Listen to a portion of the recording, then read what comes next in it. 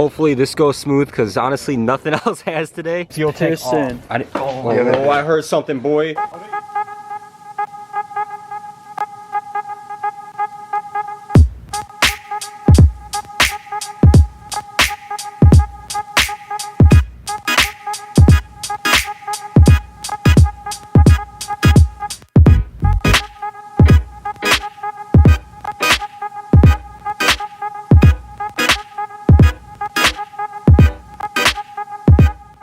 Today we are starting the rebuild on the MXZ 800. What's going on with the sled here is obviously we have front end damage here, the belly pan, the little side fender here, the hood. All this is pretty much clapped. But the good thing is whatever happened here didn't affect the suspension. The suspension looks untouched. We'll know more about what happened on the inside when we actually take the hood off and take all the plastic pieces off and see if there's any internal damage we can't see now.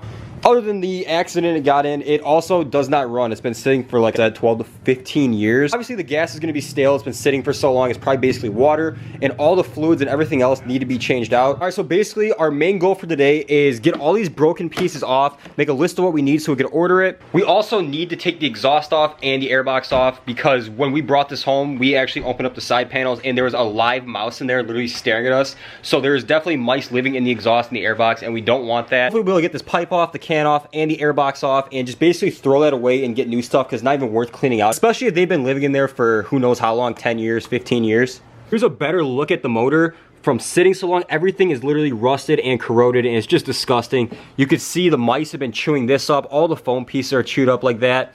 We taped up the airbox where we saw the mouse, and it looks like they're either chewing on it or got out, which would be a good thing if they got out. But yeah, it's just absolutely disgusting in here.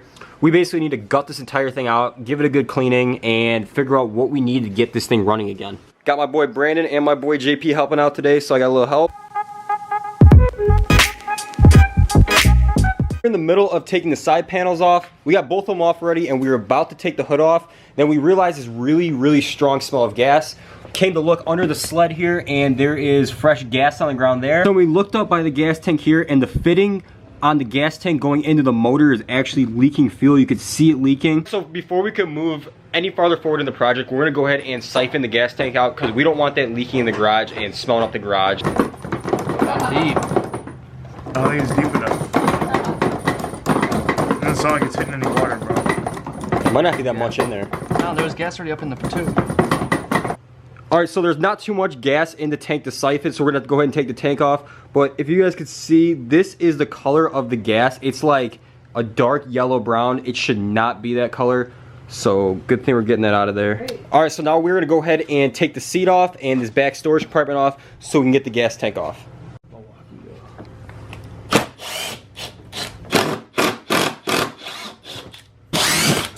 We got the storage compartment off. It was just 4 Phillips head screws. Now we're gonna go ahead and unbolt the seat, get the seat out of here, and then we should be able to get that gas tank out and drain it.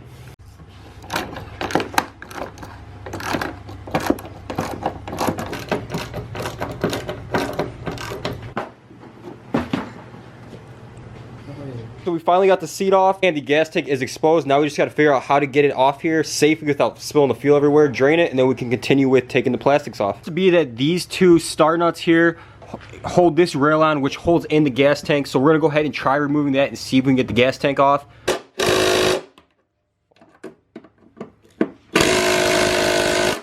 The 12-volt Milwaukee is not busting these loose. JP thinks his 20-volt DeWalt can break these loose. I highly doubt it, but we're gonna give it a try. If not, we got a couple other methods to get these out. This man thinks DeWalt's the shit. He thinks it's better than Milwaukee. Right, let's see, bro. I doubt it. Nah,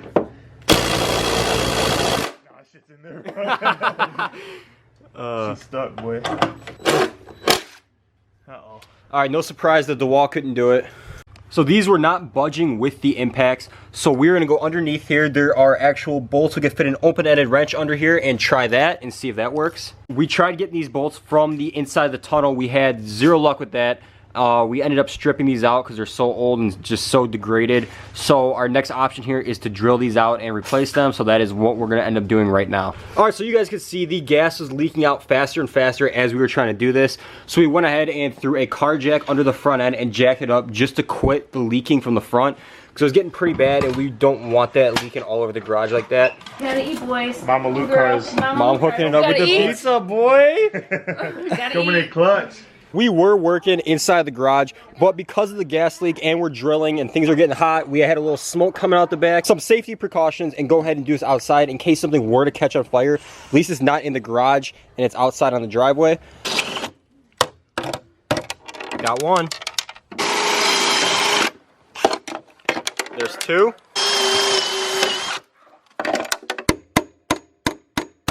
To get these rails off to actually remove the gas tank, we're gonna have to go ahead and remove the rest of these plastic pieces because I believe it's bolted in up here somewhere. So there's just about 4 or 5 Phillips screws we gotta remove, and then we should be able to finally get this gas tank off. So we got a majority of the dash removed. As you can see, like the gauges and everything, that's still here. The windshield's still on. But we got this trim piece around here with the choke and the key and everything removed. Now we have access to these top bolts here that remove these rails. So finally allow us to remove the gas tank. A good thing we moved outside because take a look at how much fuel has dripped since we've been outside. And it's freaking pouring out. So we really got to get this gas tank off as quick as possible, drain it, and then we can move on with today's project. Brandon is putting the finishing touch on this last bolt in here, and then these rails are all loose and we're ready to take them off and get this fuel tank off. So these rails are a little bit corroded on here, so they're taking some force to get off. So we're kind of just, you gotta work with it. And it's gonna come up right here. There we go. Now we should be able to remove the fuel tank off. Fuck. That motherfucker's pissing, yo. Bro, pick it up. The hose wasn't even connected. There's not even anything in here. It's all in the driveway. What the hell? I'm so glad we didn't do this in the garage. Yeah, that would have been bad, bro. Alright, so as you guys saw, we were taking the gas tank off, and obviously the fuel hose came completely disconnected and started just leaking fuel all over my driveway. So we kind of had to act quick and pull this off. And the good news is we have really no fuel left in here. The bad news is it's kind of all in the driveway. But at least the tank is off, and now we can continue with today's project. Back in the garage, we hosed off the sled where it was leaking gas, just so the garage doesn't reek as gas and we just don't have gas sitting on the sled. Here's a look at the sled without the seat or the gas tank or the console, and it looks pretty crazy. And I know the camera really isn't picking it up or doing it justice, but it's also pretty disgusting in here. Our next step here is to remove this hood and then remove these 2 front nose cone pieces and then get to the exhaust and the intake manifold.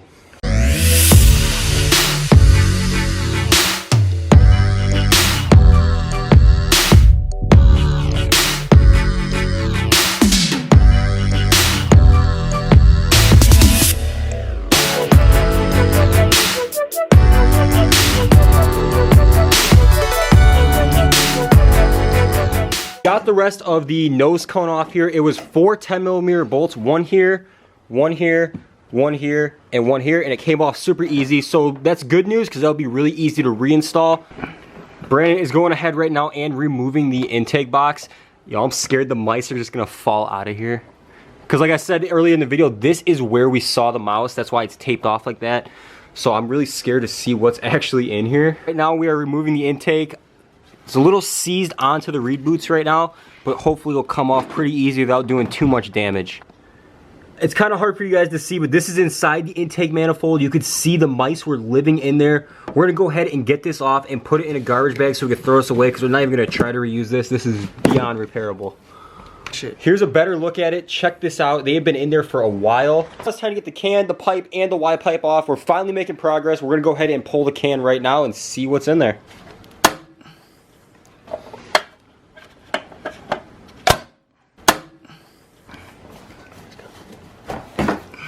Can is off. Look at that suitcase.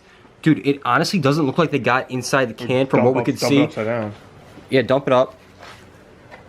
I heard something, boy. We got the can off, and after further inspection, it is clean. There has been no mice or no rodents inside of here. Check the top and the bottom. We're gonna leave it sit outside, so if there is by chance anything in here, it will come out, and we could honestly go ahead and reuse the can. As for the pipe, we were looking inside the pipe, and I know it's kind of hard to see on camera here, but it is clean inside the pipe too. It doesn't look like any rodents have been in here either. After we take it off of the head and the Y pipe, we'll know for sure. But as of right now, it looks like we'd actually reuse the exhaust, which I wasn't planning on. But if it's reusable, we're gonna go ahead and reuse it.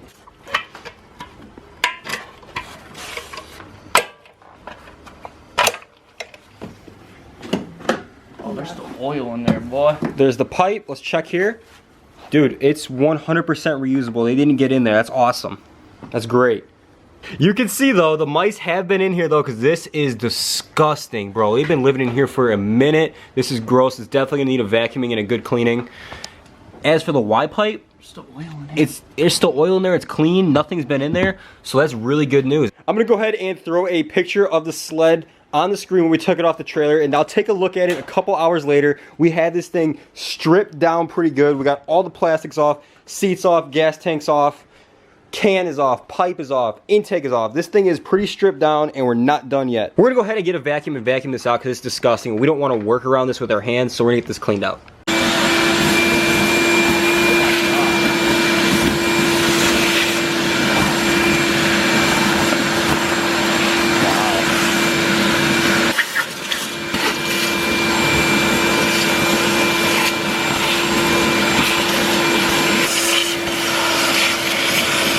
Got the engine bay vacuumed out for the most part. Take a look at how good it looks all vacuumed out. It looks so much better. These crevices right here had legitimately inches of debris from the mice. So now we got that all taken care of. You can see we got all this vacuumed out. It's looking really good. There's a lot of surface rust and corrosion that we'll be able to get off with some degreaser, maybe a little bit of polish. But for the most part, this cleaned out incredible. We're gonna go ahead and wrap up today's video right here. So we got the sled basically ripped down and got all the broken parts and pieces we needed off of it, so we can go ahead and order what we need. Part 2 is gonna be us ripping into the motor, taking off the carb, taking out the spark plugs, taking off the belt, draining the fluids, doing everything that has to do with the motor. If you guys liked today's video and you guys like the sled rebuilding process, go ahead and smash a huge thumbs up on the video, and go ahead and subscribe and turn on post notifications so you guys don't miss an upload of this rebuild process. Also, go ahead and leave a comment down below on what you guys think of the video so far, if there's anything I'd change, and what you guys think of the overall project on the sled. I think it's pretty cool. I think it's gonna be a pretty fun project for the channel. All right, that's a wrap. Peace out. Still checking if the place still cold.